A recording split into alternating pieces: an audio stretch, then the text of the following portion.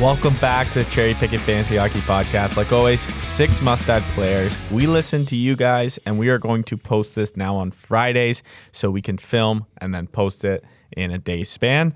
6 plus, I feel pretty good about these picks. I got 2 deeper guys and then one a little bit higher percentage. But Drew, why don't you start us off? Sure. Back in the left wing here where the audience wants me. My first player here, Stuart Skinner of the Edmonton Oilers. He's a goalie, 29% rostered. 5 games played on the season, 2-3 record, 2.44 goals against, 9.28 save percentage. So with Smith on the long-term IR, this is now Koskinen, Stuart Skinner, and net. We've seen Koskinen kind of go through his highs and lows, but more lows than highs, right? Skinner looks pretty competent in net, right? Besides that 4-goal game he gave up against the Stars, and even in that game, he had a ton of amazing saves. Like, he kept them in that game. I think that he'd get half the starts moving forward, and if you play in a points league that favors wins and saves over categories, even in all leagues, I'd say pick him up, but especially in points leagues that favor wins and saves, I think he's a great pickup for rest of season. Yeah, we had a goalie last week, Ottinger. We feel pretty good about that pick right now, looking like he's going to get the starting job. But the same Skinner, man. These goalies get the opportunity and they start playing well. I mean, they're going to play. Let's say you drafted like a Demko-Varlamov pair, right? It might be time to look at like a Ottinger-Skinner pair instead. Yeah, it's crazy how things change real fast, but that's fantasy hockey for you. Right. I going on defense here, a guy I liked in the preseason, I've liked for a while now. It's been like 2 years, but that's Rascal Sanderson, 37% rostered. We all know what the Flames are right now. They're like 4th. They're 5th on our power rankings. 4th. They've been great this year. Rascal Sanderson has really stepped up. We talked about his stats getting better and better every year. Well, everything is better from last year. His point pace is higher. His time on ice is higher. He's a plus 16 right now, which is insane, which puts him 4th in the NHL. He mans that power play. He averages .254 on the power play. He's got 11 assists, no goals.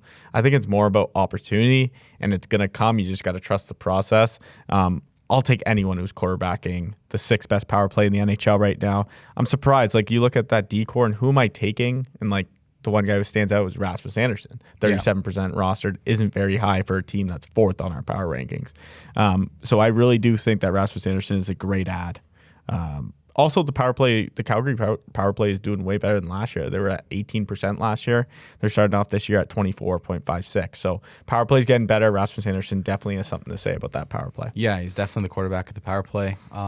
Be nice to see them take Monahan off and maybe put Mangiapane on. But yeah, Rascal Sanderson, categories leagues, points leagues, all types of league. If you need a 6th defenseman, he's perfect. Yeah, I agree. Okay.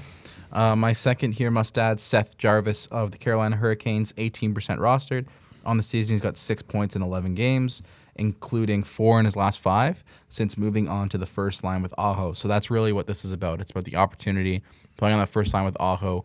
The 4th line right now, Nito Niederreiter, Kotkaniemi, and Nietzsche.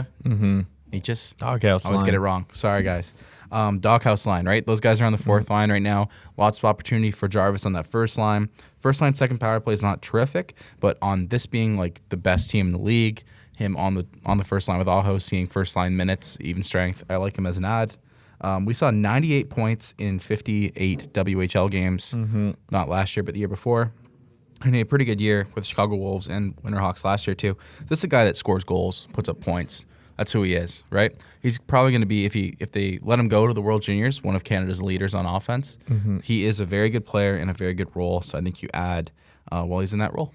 Yeah, it was actually our most liked comment last week saying that you should add Seth Jarvis. So shout out to that guy because, we had to talk about him. A lot of people are talking about that first line promotion for him. He's been sticking there, so I definitely think he's a good ad.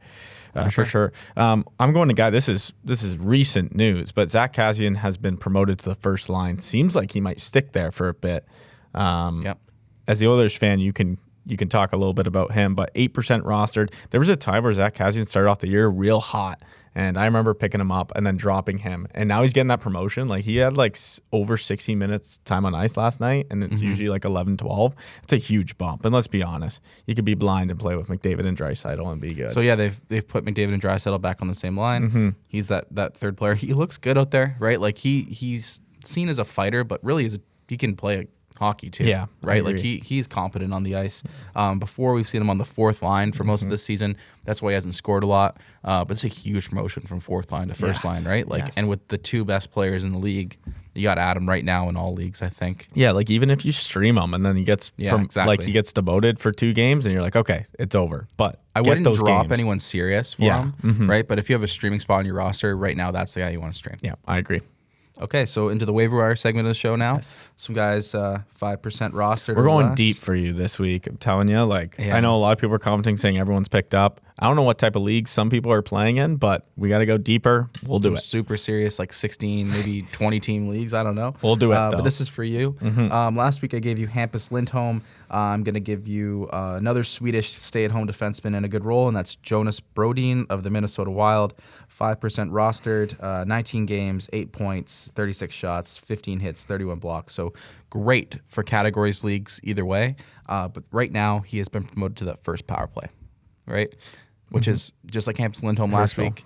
Stay-at-home defenseman, big guy, getting a little look on the power play. We saw basically no time on us in the power play all year. You look at the last 4 games, it's about a minute and a half to 2 minutes every game. So he's getting a full power play every game. I mean, that'll work, right? If you're in a categories league, that's a little bit of upside, a little bit of spice that you can find on your wire in a 16-team league. So go grab Jonas Brody while he's on the power play. Yeah, he was a popular waiver wire guy last year. He was getting that power play time, so it's obviously something that he's done in the past and that they trust him. So I do think that's a good ad. I mean, 5%. He was like a ranging from 30 to 40 to 50 last year for most of the year. But yeah, there was times last year. Yeah, for sure. I agree. All right, let's go deep here. Let's go real deep. This is Sonny deep. Milano, 2% rostered. Anaheim Ducks. This is wild. I saw this morning. Worst power play in the NHL. You would think that their power play is overperforming based off their record, which is because they're overperforming in general. But worst power play in the NHL, it's like 9%. They need to try new things, and one thing they've tried is put Sonny Milano on the first line. I mean, not the first line, second line, but first line power play. He had 2 power play goals yesterday. Yeah. Whenever someone gets power play points, you stick there. So he is going to stick there, I would say, probably for the next week. Let's see how he does. Let's see how the power play performs. This is a very deep ad. The only thing I worry about is his ice time. Like, he's playing on power play 1, but his ice time is going down. It's like 12, 13 minutes. But he has, like, during the year, he's had like upwards of 17 minutes. He's having a really good season. Playing with Zegras and Raquel on the second line? Yes. He's having a real good season, and he's 25 years old, draft first round pick, played a little bit with Columbus. He sticked with the team. Like, he wasn't just an AHL guy. So, you know what? They're giving him the opportunity. This is an Anaheim Ducks team that seems like they're pretty solid. Yeah. And he's getting that chance on the power play. Definitely a deep ad. Sonny Milano, 2%. Maybe he's the catalyst that turns their power play from 9% to like a 16% power play, maybe. That'd be great. This guy on the second line with Zegras and Raquel, that is a lot of offense and no defense on that line. Yeah, I agree. Right? Not a lot of defensive responsibility. I bet you if you looked at, I don't know this, I'm just speculating, but if you looked at their zone starts, it would be highly offensive zone starts. Yeah, I agree. Right? And that's probably why they have lower ice time, because they don't trust them on defense. Yeah, it could have been also just the game situation, them losing the games, because I know they lost yesterday. He only had like 11:53 at time on ice. Also in Columbus, he was not Tortorella's favorite player. Kind of a all skill, no grit guy, right? But that's what you like on the power play, right? Yeah, I agree. And with Zegras, maybe find some chemistry. So at 2% owned, if you need some upside, like that's a great ad. Yeah. I like that one a lot. All right, 6 must-add players. Make sure you subscribe below. Click that subscribe button. Also, Contest of the Week starts Saturday. It's tomorrow. Use code NHL10 for a free entry into the NHL OwnersBox Contest of the Week. We'll see you guys next week.